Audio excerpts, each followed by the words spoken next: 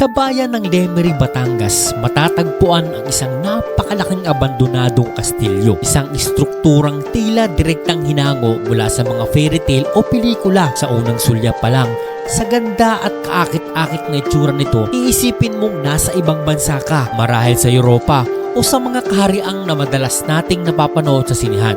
Ngunit sa kabila ng ingranding arkitektura at kakaibang alindog, nakakalungkot isipin na ang lugar na ito ay nananatiling tahimik, sarado at iniwan na lamang ng panahon. Bakit nga ba ito naabandonang bigla? Ano ang tunay na istorya sa likod ng kastilyong ito? At nasaan na ang mga may-ari at ano ang dahilan kung bakit hindi na ito binuksan sa publiko? Samahan niyo ako at ating tuklasin ang mga kwento, kasaysayan at mga haka-haka na bumabalot sa abandonadong kastilyo ng Lemery, Batangas. Sino ba talaga ang nagtayo nito? Ano ang mga pangarap sa likod ng magarang istrukturang ito? At bakit sa kabila ng potensyal nito bilang isang malaking atraksyon ay unti-unting nababalot ng kalungkutan at katahimikan?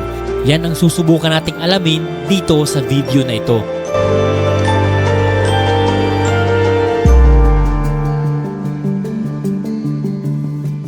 So mga kaponyo, sa likod ko ay makikita natin itong abandonadong kastilyo na matagal ng panahon na hindi napapasok ng ating mga kababayan. So sa ngayon talagang nakakaramdam ako ng panghihinayang kasi napakaganda niya. Parang wala ka sa Pilipinas pag nakita mo siya. Para ka nasa Disneyland kasi talagang ang ganda ng pagkakagawa niya.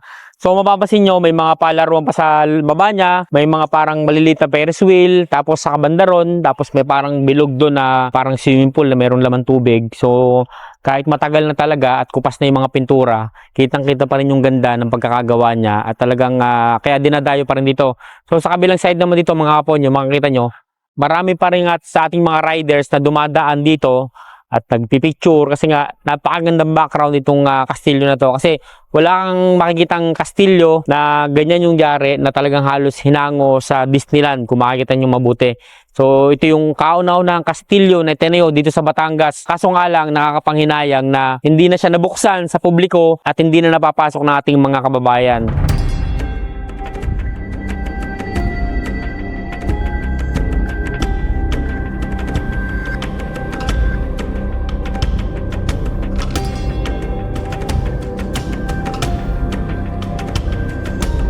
Nanay, pwede mo magtanong, hanggang ngayon po ba hindi talaga nakakapasok siya sa loob ng kastilyo? Hindi na po.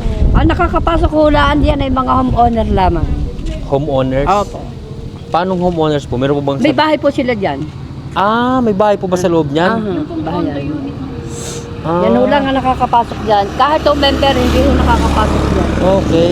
Ilan taon na po siyang Nay? Sarado. Pag-aanim na taon po. Mag-6 na taon na rin. Sa Tagal March. na rin, ano? Sa March. Sayang, ano? Meron po bang balita na mabubuksan pa rin siya? O... Ay kung mabibili po yan, ibababuksan yan. Binibenta po ba? Oh, pinibenta kaya lang napakamahal, billion. Kastilyo po kasi, kaya po talaga eh. Parang 5.2? 5.2 billion? Oo. 5.5 billion binibenta po. So yun, sinong mayayaman dyan, gustong bumili, 5.5 billion. 5.5 billion. Padawan ng patasin niya kaya ho tama sa mahal. 195 hectare. Ang sako po niya, 195 hektarya. Yan, Laurel, Agoncillo, Lemery. Napakalaki pala. So yung pala ang kasama niya, ay talagang mahal po talaga. Kasi malapad po ang lupang kasama pala. Tama sa mahal. Okay po. Ay dito ho, ang per square meter ng lupa ay 5,000. Per square meter. Okay po. Salamat po, Nay. Nakakababa pa rin po ba doon? May tao may gwardiya pa ba Ay sa hanggang baba? di pula ang sa buka na din. Dito lang po sa harapan. Hindi po makakarating ng Mismong gate. Sarado na po ba dito ngayon? Ay hindi ho ay sarado dahil may gwardiya. Pero hindi po kayo makakalambas. Okay po. Agad doon lang talaga kayo sumigil. Pero Nay, gano'ng katagal na po ang nititinda dito? Tagal na po. Bakit po na-abandon na yun? Bakit hindi na po? Ay namatay na ho ang may-ari. Namatay na may-ari. Hindi na siya talaga naasikaso. May asawa ho, hindi ho na maasikaso ng asawa dahil ang babae ay bulag. Bulag. Yung parang sila ka-diabetes. Dating hindi po bulag o nabulag? Napariyan ho yan lagi. Nung yan ay bukas pa. Nung yan ay nakakapasok pa mga sasakyan. Kilala niyo po ba yung may-ari? Ay hindi Hindi ho. po na- Kita ko po yung babae. Ah, Nakita ko na po yun ng personal dahil meron bulag na may- po nung nakita niyo. Hindi niyo Medyo po napansin. nakakaaninag pa naman siya ng kaunti. Hindi na nga lahat talaga siya nakakakita ng kalawakan ng kanya. Ano po bang may-ari niyan? Ano po lahi? Pilipino din po may-ari? Oo. Chinese? Mm. Half Chinese at saka half Filipino. Ang babae ho Pilipino, ang lalaki ho ang Chinese. Sayang naman ano. Kaya pala binibenta na kasi wala na nag-aasikaso. Wala na. Tagal na, 6 taon na. Ano naman tayo. So, sakasakali na yung malaking bagay pag nabuksan, ano, marami yung dadayo, no. Sige muna, salamat po na, thank you po. So, nakakagulat mga kaponyo, kasi binibenta pala yung Kastilyo. Imagine mo, billion ang pagbebenta kasi nga napakalaking lupa ng kasama nitong Kastilyo na to. So, ngayon ko lang din narinig yung istorya, hango doon sa mga taga rito na matagal na nagtitinda, na namatay na pala yung mismong may-ari at ang natitira na lang nag-aasikaso ay yung asawa na nagkaroon pa ng diferensya at nabulag daw yung kanyang mga mata, kaya siguro nga hindi na masikaso at ngayon binibenta na. So natin lang kung totoo ba yung istorya nila, pero at least nakarinig tayo ng kwento ng mga kababayan natin na matagal na nandito. Sila yung mga lehitimong taga rito na nagbebenta ng mga paninda nila sa mga dumadayo rito. So medyo maulan na, medyo aabutin tayo ng ulan. So mga kaponyo, dito pa lang hindi na tayo makakapasok kasi pagbaba mo pa lang pala sa mismo entrance, ito may gate na dito, sarado na, wala na, hindi talaga makakadaan yung sasakyan. So hindi ko alam kung posible bang pumasok yung mga tao dito, pero ayan, may mga nakaharang na kadena at talagang hindi na makakapasok. Ito pala, may gwardiya, magtanong tayo. Tanong tayo kay sir. Sir, magandang umaga po.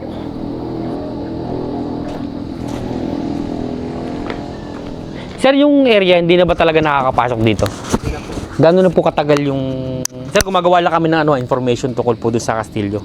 Gano'n na po katagal yung, yung abandonado na yung Kastilyong ito? 20 years na po. 20 years na. Tagal na po itong close. Tagal na pala, ano? Bakit po napabayaan na? Ba't po hindi na po siya talaga inaasikaso?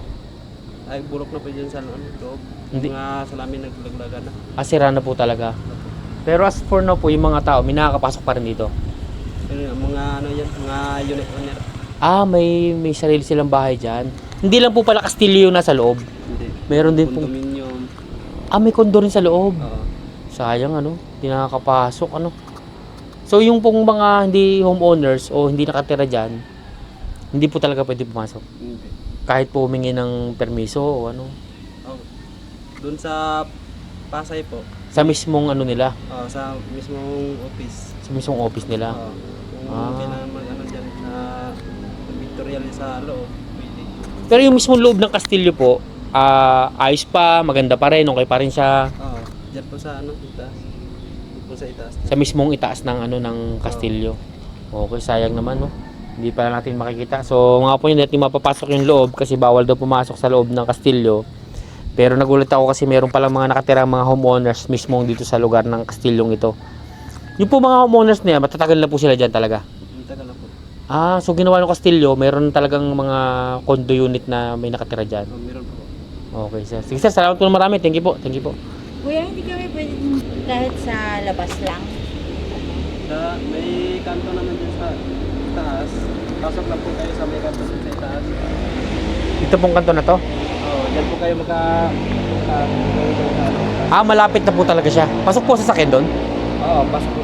Okay, sir. Salamat po. Thank you. Sige. Salamat po, sir. So, yun mga po nyo, may tinurundaan si Kuya Guard na pwede natin puntahan para makalapit man lang tayo, makita natin ng ayos yung itsura ng mismong Kastilyo.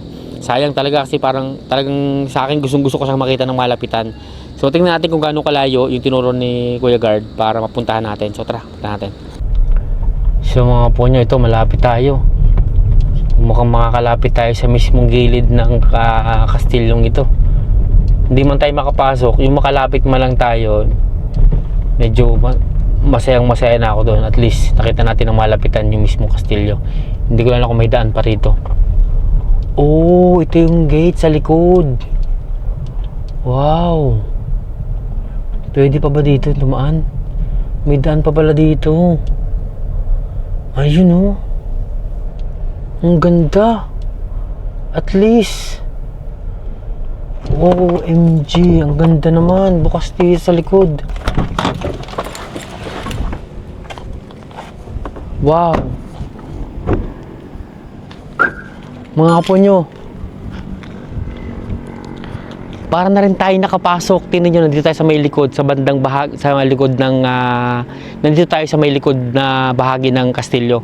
Tara, puntahan natin. Ito, meron ditong gate. Ayan, malapit na nakita na natin. Wow! Ang ganda naman ito. So, ito yung pinaka likod ng kastilyo. Ang ganda. So, at least, hindi man tayo makapasok, nakita natin ng malapitan, yung mismong structure ng kastilyo na ito, talagang masisilip natin. Sir, pwede po sumilip lang sa gate? Okay lang po sumilip lang? Baba lang po? Bawal po. Kahit po silip lang sa may gate lang? Okay, sige po. Salamat po. Sige, sir. So, medyo bawal talaga na lumapit. Pero at least, nandito tayo sa mismong malapitan side ng kastilyo. So, mga po nyo, kita nyo naman, sobrang ganda nitong kastilyo sa malapitan. Ano pa kaya kung mapasok natin? Medyo luma na siya, pero still yung structure niya, yung pagkakagawa niya, nandito pa rin. Nakatayo pa rin. Talagang pinupuntahan pa rin ng maraming tao. Ang ganda niya, guys. Sobra.